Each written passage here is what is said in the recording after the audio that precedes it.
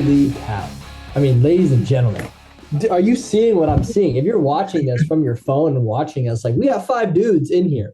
It's kind of crazy. I mean, we got the three who you see every week, twice a week, me, Mac, and Blake. And we got Cambo. I mean, he got a fresh cut. He's faded up. And then we got Joey. I mean, Joey's sitting in his room looking like Batman. It's just like, if I had to make a dream starting five for a podcast, this would exactly be what I have. And we put it to life. Everyone's schedule's worked out, and I'm calling it out. Best episode we've ever released right now. So get ready. Yeah, I'm pumped to have everybody on. This is going to be great. This is just electric.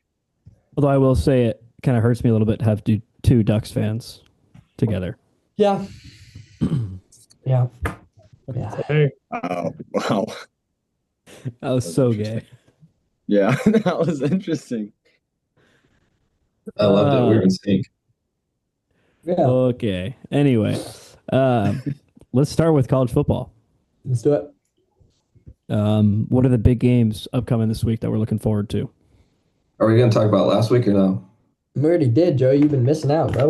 Yeah. Oh, my bad. I kind of Lock want to in. dive into the Washington-Michigan game, but Already No, did it. it's all right. Already did it did, in yeah. the past. We can dive into the Illinois at Washington game this week. Big bounce back game for the Huskies here. Yeah, UW's favored by 4.5 at home. They are. I love it.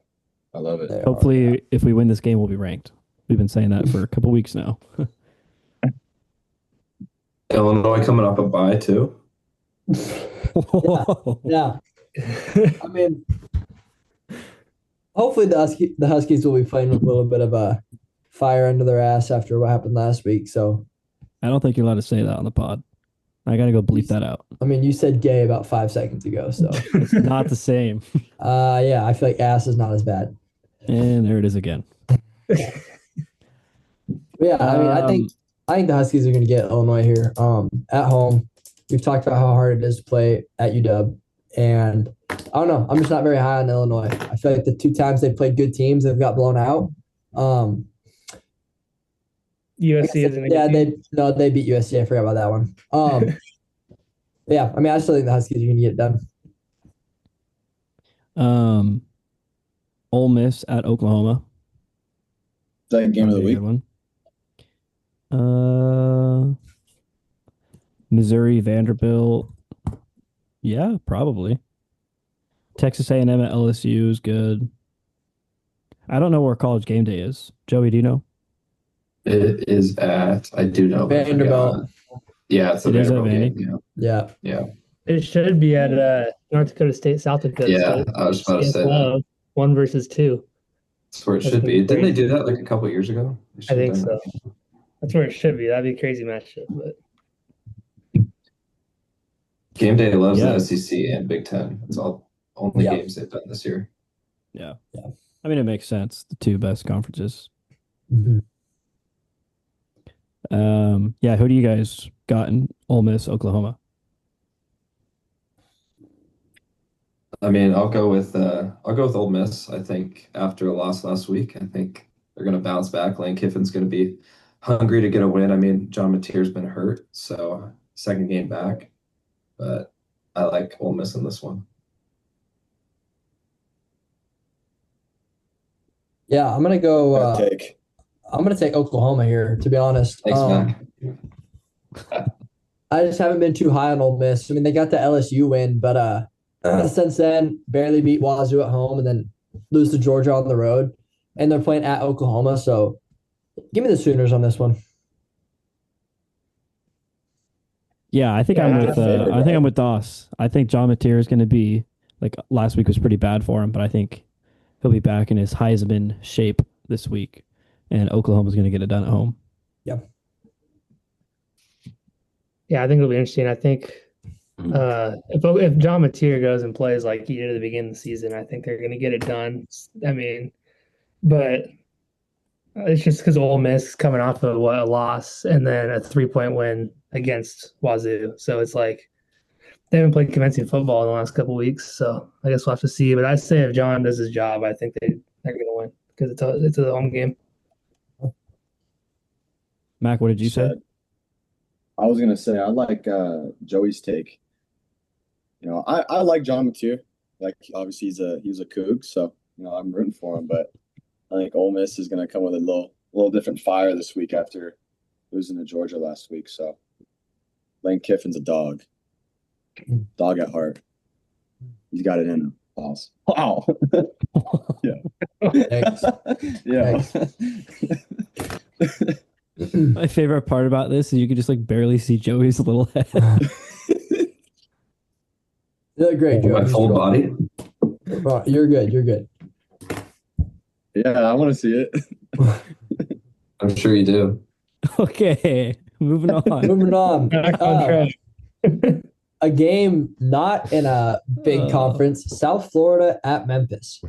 I mean, I think these are the two teams that have the highest percentage of making the college football playoffs right now for a non-power forward team. I mean, this game's probably going to have a lot of implications going forward on the year. Both teams know it. Memphis is coming off the UAB loss. South Florida has looked really good. So, who do we think takes this one? It's been fun to watch them and everything, and I think it'd be cool if they made it. So Yeah. the way they've been playing, I'm going to take them this week. But like I said, away matchup really tough. Yeah, I like that, Kim. That Boise State comparison is nice. That's well said. I think their QB is a nice little dual threat too. He's kind of doing everything for them, kind of putting the team on his back. So I think he's fun to watch, in my opinion. So I do have South Florida as well. Get it done. I'll go with South Florida too. I like the Boise State comparison. They don't have like a Genty type player, but they're very well rounded. And I mean, you've seen it against when they've played the good Florida schools. I mean, they beat Florida. They got killed by Miami, but they've been solid all year. So I think they handle Memphis pretty well. So go South Florida. What's the spread on this game? South Florida is favored. And they're at home. No, it is at Memphis. Really? Yes. So we all picked South Florida. Yeah, I'm going to be picking South Florida here. I think, I mean, their run game is just so good. Kind of like what we talked about, the dual threat quarterback. He really just gets done in a lot of ways, and they've been rolling people. I think Memphis's loss to UAB was uncharacteristic because they've beaten Arkansas already this year. They've looked good, but I just think South Florida is definitely going to be that team that makes it. Who are you taking, Blake? You're the rounding us off. I took South Florida. Oh, okay, perfect. Easy peasy. Yep. There we go. Any other big games we want to talk about for college football? Yeah, college game day. Mizzou at Vandy. Oh yeah. Vandy's favored by 2. Vandy by 100. All right. What do you say? What do you Heard it say? here first. Said Vandy by 100. Oh yeah. I mean, coming off a win, it was at home against LSU. I mean, that's strong. Yeah. They've played a lot of good football. They make the playoff. I mean, they've been solid all year. The SEC's brutal, but I think they got a legit shot. Yeah.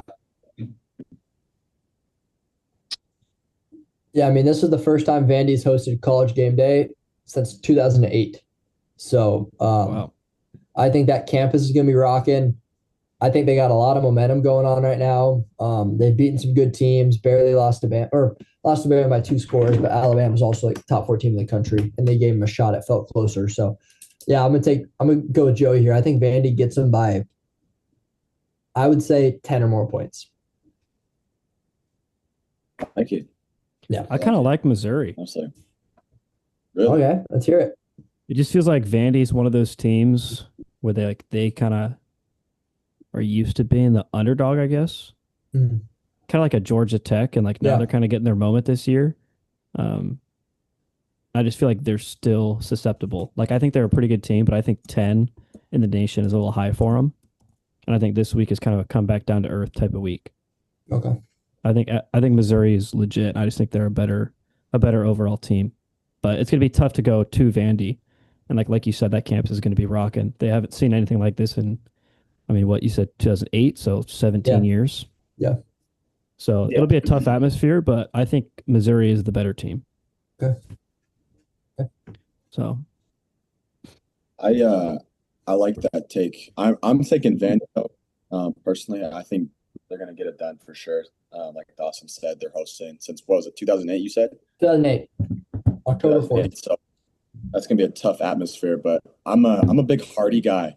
I think he's gross. Like he's got like what, 12 touchdowns on the year. He's just rushing all over the place. Like, so if he has a good game, I think Missouri's got a really good shot at winning that game too. So I'm excited to watch it, to be honest. Two teams trying to prove something that they belong in the top 25, top 10. So Top 10. We got Texas trying to get it done against Mississippi State. That's a must win for them. LSU's got a must win, I think, against A&M this week. Yeah. Mississippi State. Mississippi State. Mississippi State. Texas. Yeah. I kind of like Mississippi State in that game. I'm not gonna lie. Really? That place is tough to play. And you got the Cowbells. It's loud there. I mean, they're They're 0-3 in SEC play this year. I know. They beat ASU this year. Texas is favored by 7.5 right now. That game's gonna be closer than you think. That's my take. All right. If Texas loses that, it'll prove they're frauds. Yeah. Hey, that's my natty pick right there. Yeah. I know. It will. I mean, their preseason. You're gonna have to take that down. I know. Preseason number 2, if they drop a game at Mississippi State, I mean, especially with their previous loss, it's going to be interesting. Yeah. But if they got to take a quick break here, Gambo. We got to take a quick break, and then we'll be back to finish college football. I love Joey. Guys, sad news. I mean, we had the dream team. We had the all-star roster. And now we're down to the Fab Four, which is still great. I mean, 4 is better than 3, 4 is better than 2, 4 is better than 1. But 4 is not better than 5. We lost Joey.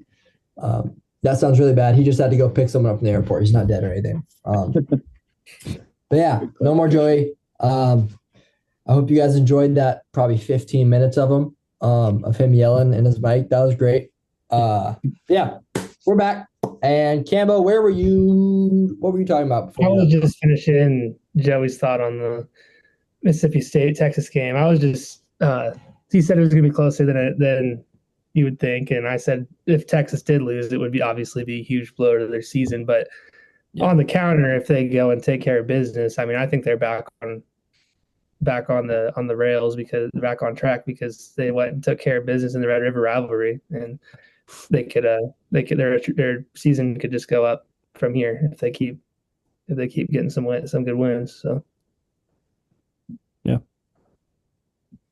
Did we talk about A&M at LSU yet, or not really? We did not. I think we briefly just mentioned it was a game. Yeah, A&M at LSU. I think that's a must win for LSU. Oh, for sure. I don't think they can make the SEC championship with 3 losses. No. So they're back against the wall, and they're going to have, I mean, realistically, we could say this about LSU for the next probably 3 straight weeks. They're going to have their back against the wall. They can't drive. If they don't win the SEC championship, or if they don't play in the SEC championship, I don't think they'll make the playoffs, because they'd have 3 losses. Now, I think if they could win out, I think there would be a chance for them to play in the SEC championship and make the playoffs. But if they don't win out, I think their hopes for a title are done. So yeah, I mean, their back's going to be against the wall the rest of the year, and they have a gauntlet coming up, which we've talked about. But just kind of excited to see how it starts. A&M, I guess Vandy was kind of the start of it, but A&M's definitely the number 3 team in the country. It's the best team they're going to play so far. So, yeah, should be going. A&M 7-0. LSU's a hard place to play. So, I saw there was a bunch of stuff. What, Blake? Said Mac, are you good? Sorry, my phone fell. I saw a bunch of stuff. A lot of the LSU fans are really upset with Brian Kelly, and then I also saw that like a lot of their fans were caught. Like their stadium was pretty empty in the 4th quarter. Like their last games, people were upset about that too. So it's kind of like a lot of turmoil from what I've heard in the LSU community. Well, I got their flag up, so that's all they need, Campbell. Yeah, I mean, it's LSU, Death Valley. Is it a night game? Yeah, 4:30. our time, so 7:30 Eastern. Yeah, Yeah, it's a yep, night game. So yeah. That place can be hopping. exactly, that should be a very tough place to play. So Yep, yep. Yeah. Another. Who Sorry, are we what? taking in that one? I'm taking LSU. I think they get it done at home. Yeah, same. TLSU. yeah, I mean it's tough. I feel like A&M can come in and do it, but if it backs against the wall, it's got to be the Tigers. This is the start of Nussmeier's Heisman run right here. Better late than never. Yeah, no kidding.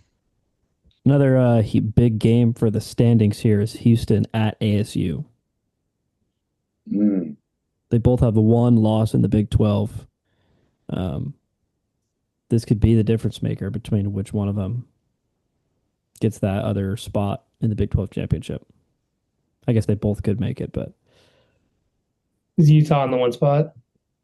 I don't know who's in the one spot right now. Yeah, Utah 7-0. They've I got think it. it's Utah. The Or Utah. no, BYU. Sorry. Oh wait, BYU. yeah, that's crazy. I'm just thinking like with a bunch of teams at the top of the Big 12, like when you play against another one of the top teams, obviously that means a lot. ASU in that one, but Yeah, I mean Houston's almost making a case for them to be ranked. I mean, they only got one loss. Great ASU here all day. I think ASU is going to be on a mission to try to go capture back-to-back Big 12 championships, and kind of like LSU, their backs against the wall. So, yeah, I'm taking ASU here for sure. Yeah. I mean, I would pretty much echo what you just said. I think if Levitt like gets healthier this week, obviously, it's going to be a really tough team to beat when he's leading the charge. I mean, we saw it last week against Tech. I mean, he's like their whole team. Yeah. So yeah, like you said though, like Houston's in an interesting spot. Beat Arizona last week by, wasn't it, field goal? Yeah, in overtime, like that. So I believe. Or no, right, buzzer beater, or as the clock was winding down. At Arizona too, so I mean, they've shown they can be somewhat of road warriors. Or no, that might have been home. But still, should be an interesting game. But I think as long as Levitt's leading the charge, I think ASU's chances are pretty high. So yeah, and like when ASU got blown up by Utah, they could have Levitt could have played. They were talking. It was kind of like one of those 50-50 calls. Like, do we play him? Do we not play him? So I think I think his injury, obviously it's an injury. It's not good, but I think it's minor enough to where, as we saw last week, I mean, he bounced back pretty easily, kind of balled out. So I wouldn't expect anything to cause any problems this week. I'd expect them to be at basically full force. So yeah. I agree. Yeah. Blake, who are we taking here? ASU, Houston. I'm taking ASU. Alrighty. Yep. All right. Should we do some upsets of the week? Yeah, let's do it. All right. Upset of the week. We usually base our upsets of the weeks, for those of you who hadn't listened to any of them, off the game lines. So like for example, I'm taking BYU over Iowa State. Iowa State is not ranked. BYU is ranked 11, but Iowa State's favored at home by 3 points. So, yeah, I mean, BYU's 7-0. They've had some close calls, but they've proven that they can kind of win those close games. They've beaten some good teams. They beat Utah last week.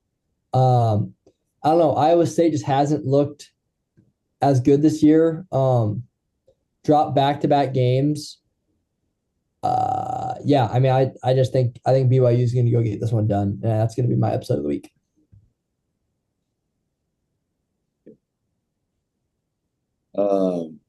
I mean, we kind of already talked about it, the LSU game. Obviously, A&M being a top 5, that's a tough place to play. I know Cam kind of mentioned that they're having some locker room issues in terms of, backup from the city, just like their fan base. So it would be interesting to see if like a lack of fan base showing up for the game could maybe take away some energy, but I think they'll be there. Game. I think they'll be there. The issue is them leaving early in the game. Yeah. They're losing to whatever. Maybe they were winning. I don't know, but yeah. But I got LSU over A&M. I mean, we talked about it, but that was my upset for this week. Yeah.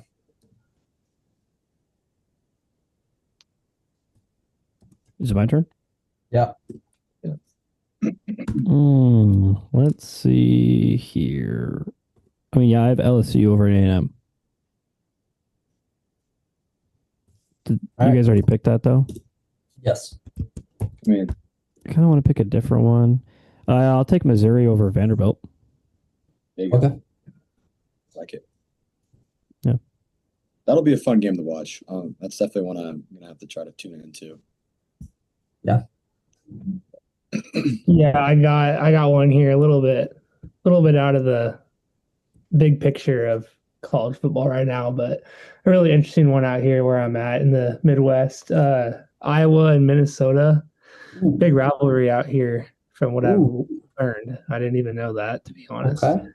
But they've got it's at Iowa at Kinnick.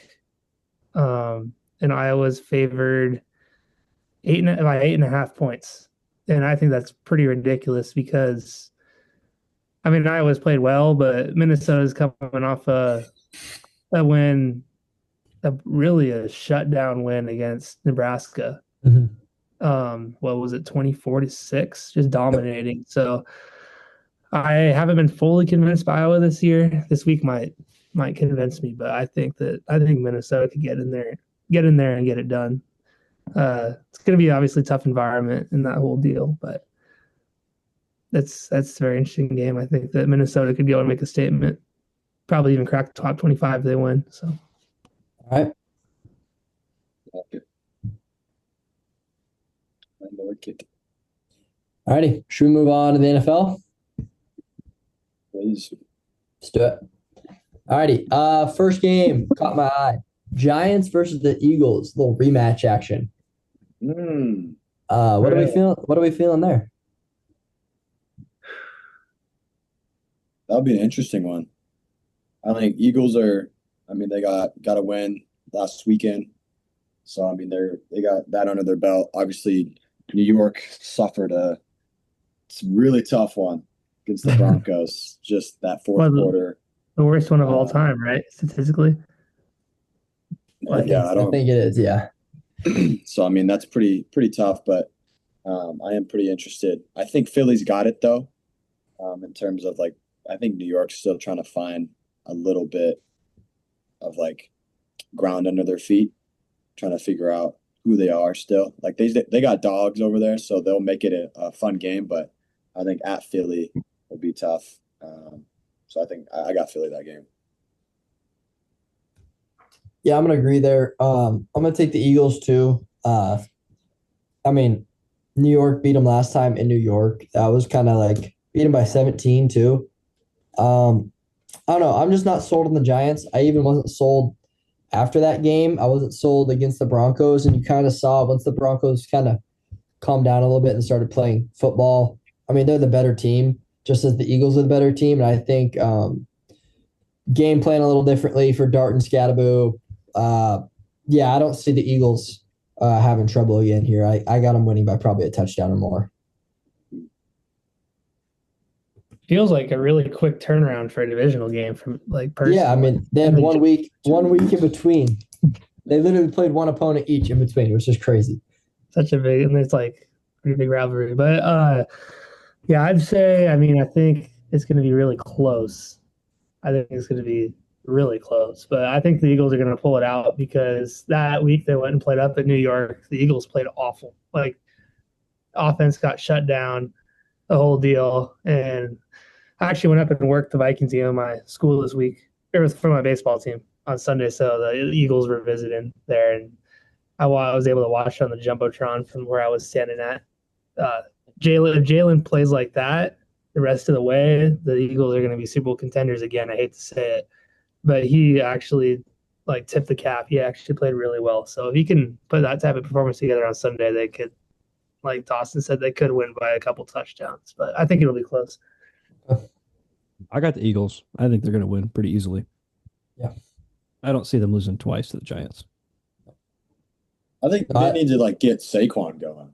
He's been quiet. Saquon's been shut down. He's gotta get something going. So yeah, I think that first loss against the Giants was kind of just surprising. Like no one really knew what to expect from Dart and Scatterbo. Thursday night football game. Giants haven't won one in like 6 years or something. Like it was a big.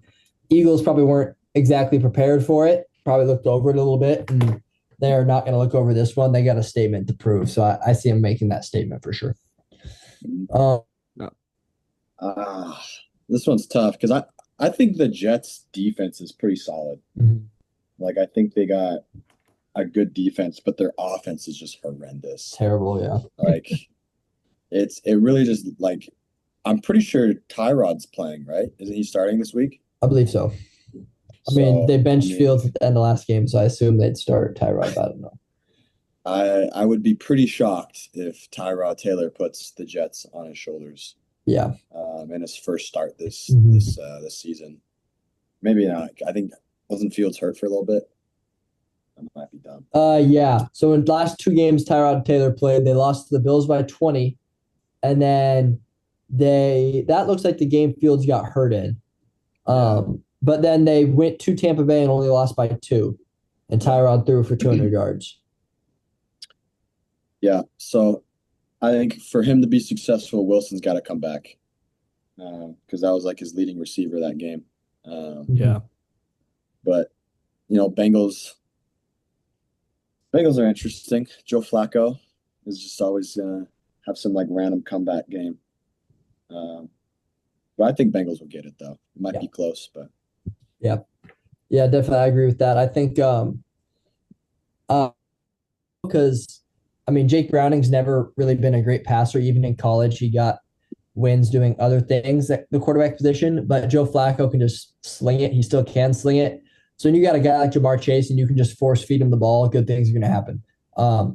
I think we've seen that since they signed Joe Flacco. So yeah, I'm definitely taking the Bengals here. The Jets are going to drop to 0-8, and I think Jamar is going to have another really good game, especially since Sauce Gardner last week got hurt at the end of the game. It says he's questionable right now, but yeah, I mean, if he doesn't play, Jamar might have a legacy game. So, we'll see. I love Jamar Chase. Jamar Chase is a dog.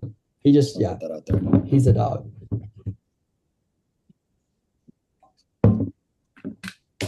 Yeah, I wanna say Jets, but I mean, like I think back to Dawson's point, the way the Jets win this football game is defense. Like their defense is going to have to go off against Joe Flacco and make him move around in the pocket and force action. So I think if they have a great defensive game, they could definitely win this ball game. But based off the way the Bengals played last week against the Steelers, I think they're going to take care of business by a touchdown or 2. Yeah. Blake?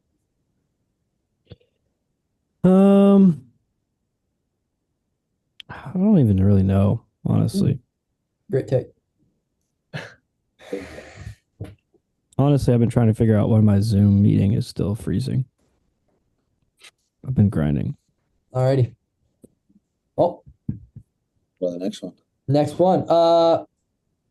We got next one that kind of caught my eye again was Lamar's return.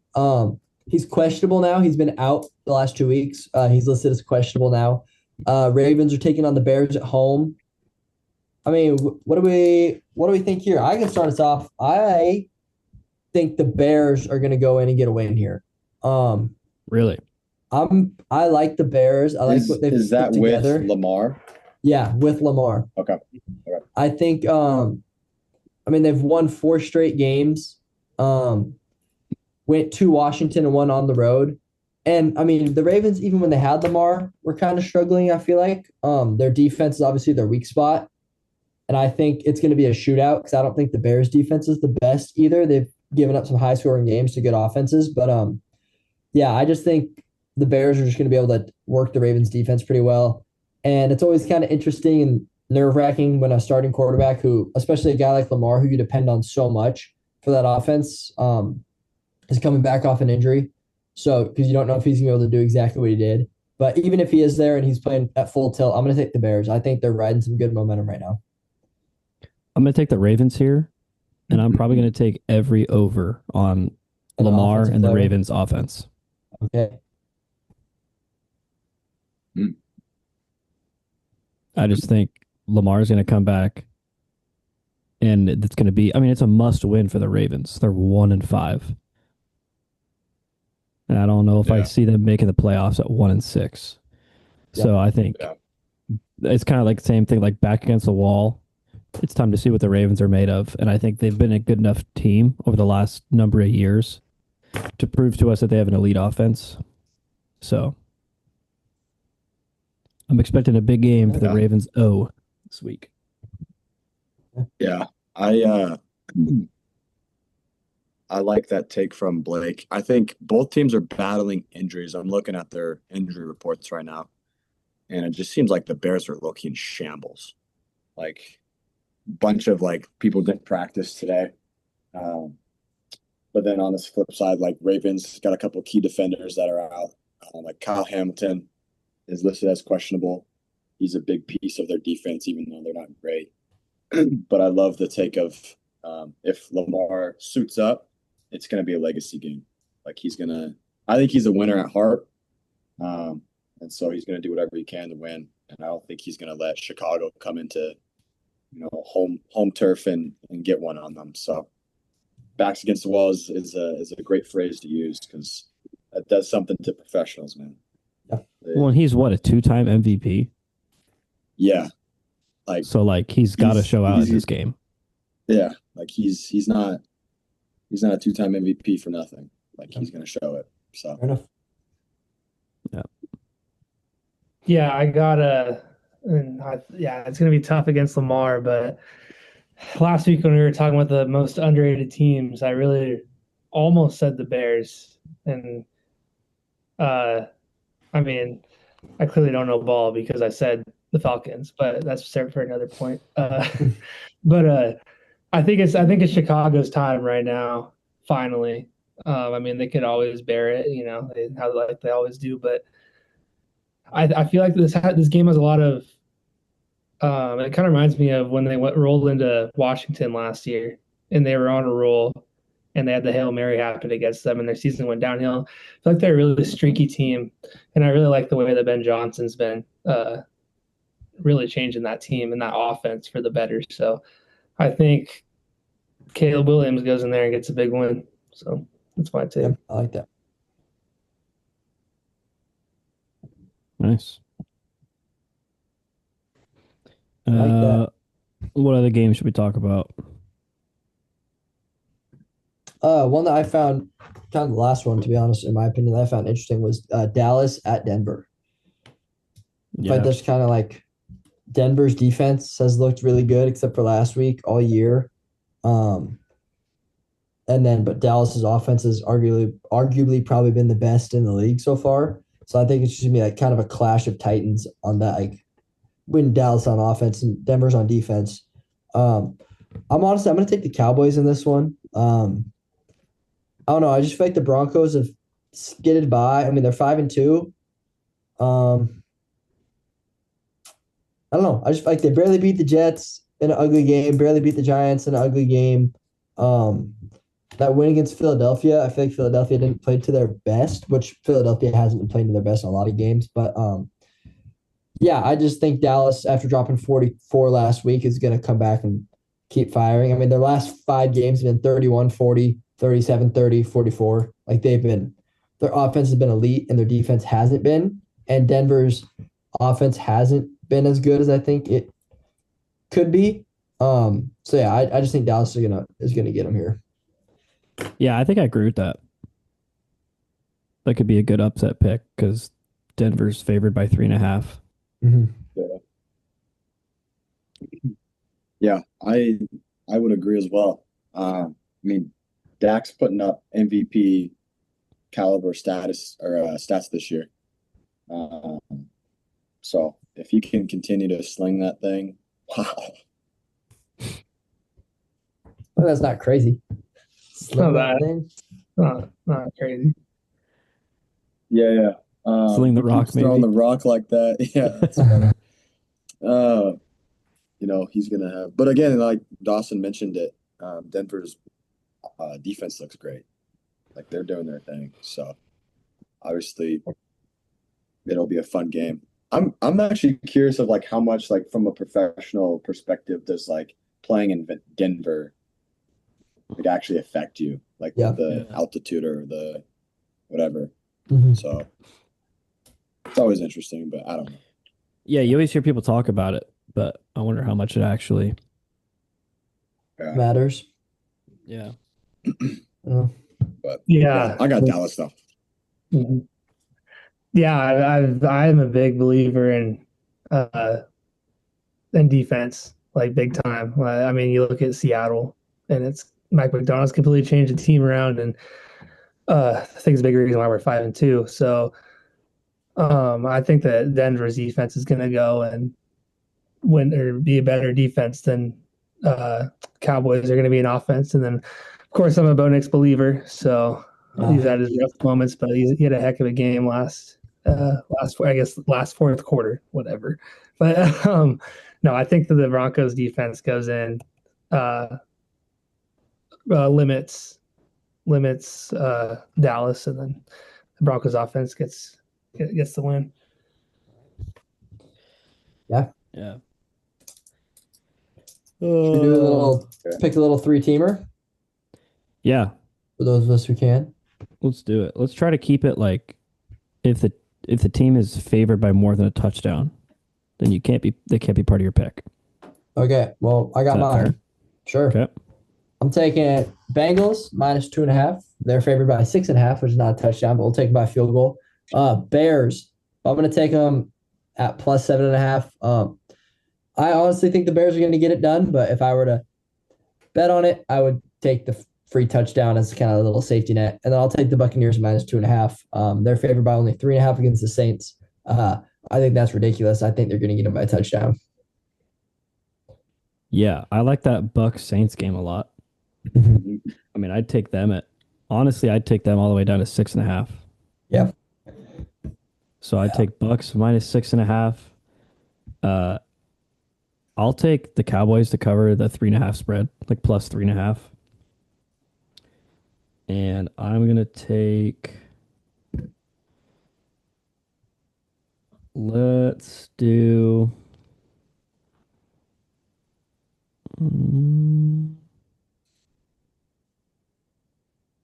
Let's do the. Where they just go? Oh, the Ravens. I'll take them at like -2.5. Okay.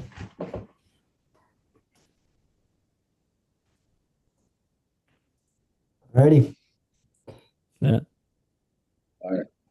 Oh, we didn't talk about Aaron Rodgers' return game against the Packers, Steelers-Packers Sunday Night Football. Oh yeah.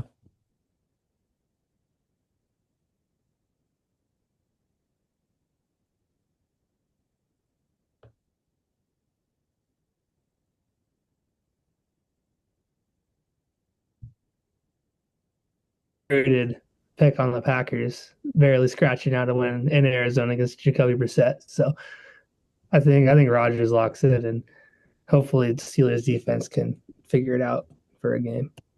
But yeah, I've got Steelers in that one. Yeah, I'm gonna take the Pack here. Cambo, you talked about them barely beating Arizona, but the Steelers lost to the Bengals last week. So I just think both teams aren't really playing at their best. And I just think Green Bay is a better team, personally. Yeah, I'm just gonna take Green Bay. I think Green Bay is way better than the Steelers. Yeah. I mean, I'm not a believer in the Steelers at all. I still can't believe there's ties in professional football. That's ridiculous. I don't understand that either. I don't get it. Like, how do you not have a rule where it's just like you can't have a tie? I think ties are weird. They just need to go to the college football playoff. Do we have anything else? NFL? Don't think so. We could take our last little break here, then do a little M's and NBA. Sure. Let's do it. All right, bet. Let's do it. We're back. Final little section here. As was demonstrated last time, Cambo knows ball when it comes to baseball. And as everyone probably knows, the M's lost a heartbreaking Game 7. Didn't make the World Series. We're all very sad about it. Cambo, give us some of your thoughts on that series and just what happened there. Yeah, there are a lot of thoughts. I guess for context, if they don't know what it was against the Blue Jays in the American League Championship Series.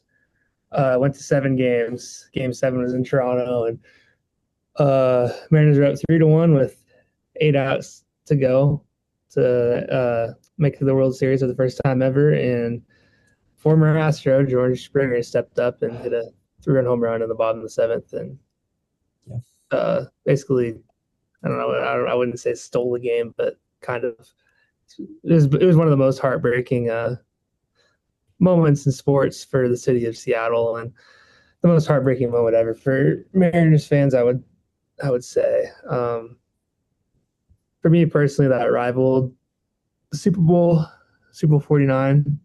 I would say it's tough because, like, obviously that was the worst play as far as, or worst like situation of like basically all sport, you could argue. 2-yard line, first down, whatever. The difference is that the Seahawks did win the Super Bowl the year prior, and they'd been to 2 Super Bowls previous to that. So this one really, really stings for Seattle, the players and the fans and the organization, because we were that close to doing something that had never been done in the history of the Mariners. And the Mariners are the only team in the majors to never make the World Series, so now they still have that on their heads. So it's a heartbreaker. But yeah, as far as the series goes, it really did slip through the fingers of Seattle. Man, they went into Toronto and they won both games to start the series. So they took a 2-0 lead back home and played 3 in a row at home.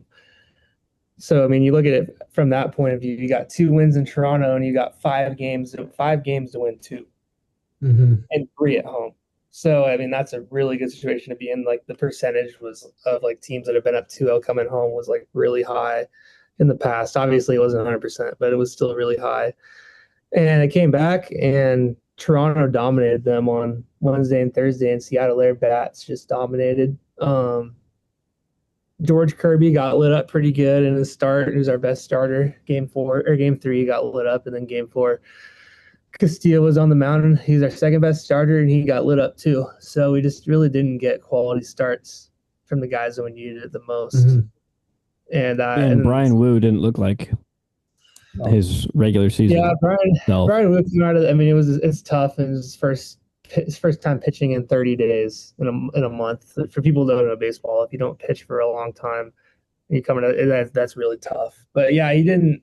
I mean, he was not as dominant as he was previously. But yeah, we don't focus in on Game 7. Obviously, the first ever. It was the closest the Mariners ever been to the World Series in their team's history. So won 3 games in the championship series. So Game 7, obviously, you go into it and Naylor to base hit or a little RBI in the first inning, and Julio hit a home run later on, and Cal, of course, big dumper MVP, hopefully, hit his 65th. So that ended up passing Judge for the combined regular season and postseason home runs in a season in the American League. So that set that record at 65.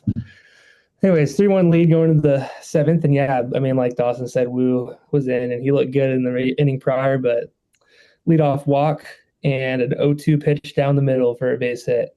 And so they got runners on first and second, and they bunt him over. And the magnifying glass is on the Mariners manager, and he chose to put in one of our, I would say, venture to say, our fourth best pitcher, and that was available in that spot. And second pitch to George Springer is a home run. So yeah. A lot of people and I agree with them. I think we should have put in Munoz, started closer with the season on the line, or kept Wu in. Wu does a really good job of getting guys hit ground balls and keeps the ball out of the air. And he had struck out Springer the at bat prior in that game. So a lot of different ways he could have gone with that. But yeah, it was just the only thing that beat the Mariners there was a home run, and that's exactly what happened. So, So really, what do you think the Mariners have to do to get back to that spot? I know we have a few like key guys that are on like contract years. like their contract's going to expire. So what do you think is the best path forward? Yeah, it's tough to say right now. It's like because it's just the Mariners have never been this far, and it's really hard to believe they'll make it back. But I think obviously they have the good core. I mean, you got Cal on contract for 6 years, which is probably I mean, that's got to be one of the most clutch contract sightings of like all time in like low key like all of sport. Because Cal was like pretty good in the previous years. He obviously is really good at he was the best catcher in baseball and all that type of stuff. But you signed a 6-year deal and he puts together an MVP season off the bat. The season we've never seen before, 60 home runs from a catcher. So they got Julio. But definitely, in my opinion, you got to get Josh Naylor back.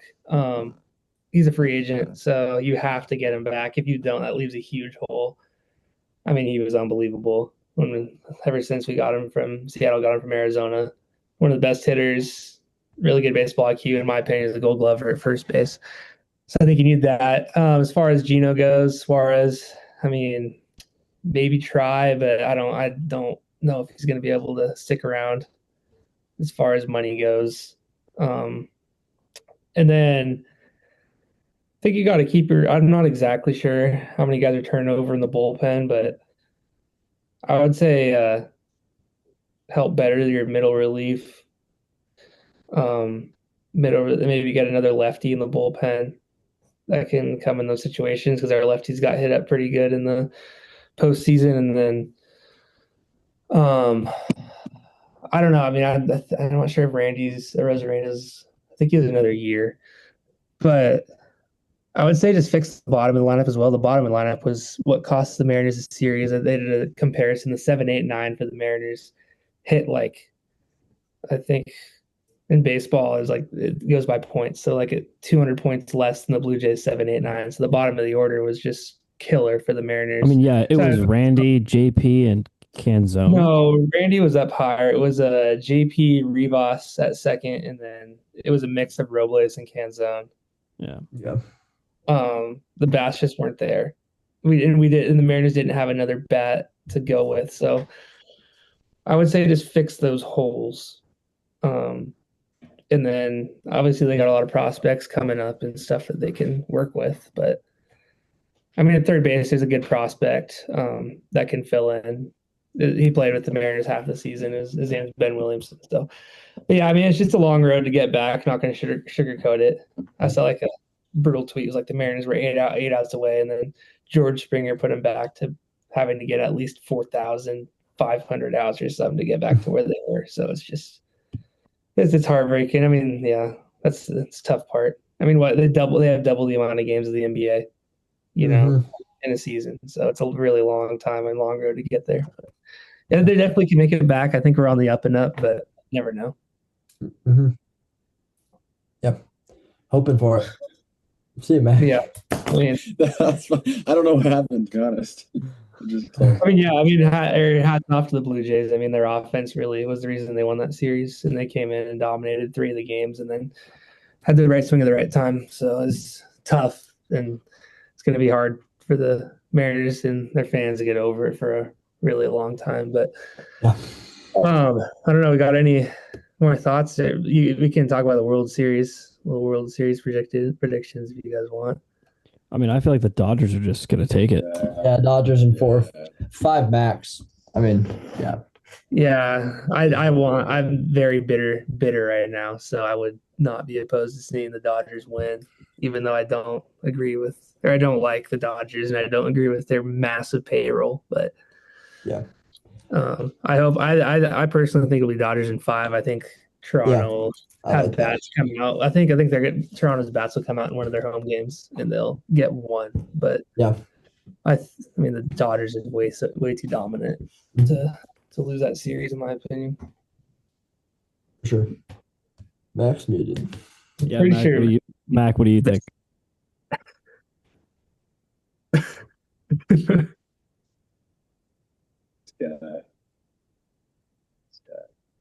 Always muting me. No, I love Cam, dude. I could low-key just listen to Cam talk. This guy's ball knowledge is crazy. I like that take though. I think they're gonna have to get like the Toronto Blue Jays are going to have to get one at home. I don't see them going into LA and getting one. But yeah, I'm kind of right with Cam. A little bitter, so it's hard to like see the Blue Jays possibly win one. So it is what it is. Yeah. But yeah, it was a heck of a season and a lot of really good memories. So. What? Bro. Dude, this guy's terrorist. Like this kid's fun. Okay, but do you like Dan Wilson? I mean, yeah. I mean, I think he's got a lot of work to do as far as some of those decisions go. But I mean, you can't really argue with the fact that he made the American League Championship Series in and screen's all switching up. It threw me off. He made the American League Championship Series and put this team to the furthest they've been ever in his first year of being a manager, first full year of being a manager. So it's just, you can't really argue with that. But I really, really disagree with his decision to put Bizzardo in Game 7. I think his bullpen management was not correct in that instance. And obviously, hindsight's 2020. But yeah, I think the playoffs. Did you like his decision making? Yeah, I mean, in the Detroit series, he had another decision with the bullpen that he decided not to use the bullpen, and I think that went and bit him in Game 1. But I mean, I think I liked the chess matches he played. Like, even though I was just saying Rivas wasn't great, either put Rivas in against the lefty that Detroit put in, and that paid off and basically extended the Mariners' season in that Game 5 against Detroit. So I would say that he for a first-year manager, first-time manager, I think that he's definitely earned his way back for at least a couple more years or even longer than that, but we'll see.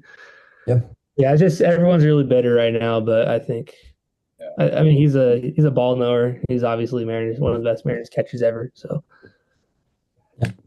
It just sucks because it's like, as much as, I mean, really the Mariners, like, that was their series to win, up 2-0 going back home. So yeah, I mean, and also up 3-2 going back into Toronto with all the momentum after Game 5. It's really, that was definitely the Mariners series to win. So not getting the job done there does sting a little bit. Yeah, but I mean that's baseball. I mean, How it goes. Look deeper into it. They left so many runners on in scoring position and didn't, especially in Game 7. And their situational hitting was brutal. I mean, like I was saying earlier, the situation the Blue Jays capitalized on, the Mariners didn't in Game 7. They had runners on second and third with one out, and the Mariners bombed the lineup. Both of them got out. And then Blue Jays was second and third, one out. The Mariners didn't score in that situation at all. And the Blue Jays second and third, one out, and they hit a three-run bomb. So it's just little things like that the Mariners didn't capitalize on, and it burns you in the end. Yeah. But yeah. Did you guys talk about the Seahawks and JSN being the best receiver in the league on their last pod? Yeah, we did talk about JSN on the last pod. Yeah, dude. He's the best. He's goated. Is that all we got for tonight, boys? I mean, do we got anything else? Anything else? I think that's it. All right. Well, let's call it there for tonight, and we'll be back next week. All right, Campbell, thanks for joining. Good.